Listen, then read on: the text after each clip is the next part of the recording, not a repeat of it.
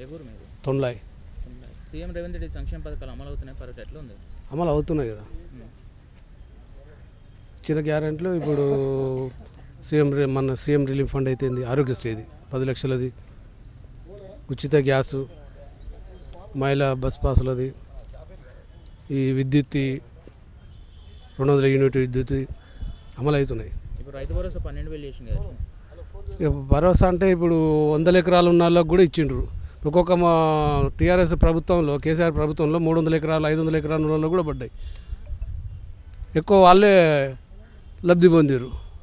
TRS ప్రభుత్వం వల్లే లబ్ధి పొందారు ఎకరాలకు ఇచ్చినప్పుడు. ఇప్పుడు సాగు చేసేదానికి ఇస్తుంటారు దాన్ని. మరి సాగు చేసేదానికి ఇస్తేనే కదా. ఇప్పుడు పేద రైతే కదా సాగు చేసుకునేది. ఎకరం 2 ఎకరాలు 100 ఎకరాలు ఉన్నాయన పోయి పామసులు ఉంటే వాళ్ళకు కూడా ఇచ్చారు కదా. ఇప్పుడే బాగుంది. బీఆర్ఎస్ పార్టీ అసెంబ్లీ ప్రతిరోజు సీఎం రేవంత్ రెడ్డి ఎట్లా చూస్తారు? ఇక ఏమంటారు కదా, తన అవ్వకు పెట్టరు అడక తినన్నట్టు వాళ్ళు చేసేది లేదు, చేసే వాళ్ళ మీదనే కదా. ఎవరికైనా మంచి చేసే వాళ్ళ మీదనే బదనామా వస్తుంది.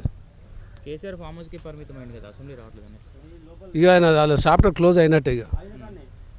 ఇక అంతటితో ఇంకా రాజీనామా చేస్తాడట ఈ మధ్యాహ్నంగా. హైదరాబాద్ చాలా బాగుంది అది. ఇప్పుడు ఎందుకంటే మా దగ్గరికి కూడా ఆ వాటరే వచ్చేసేది.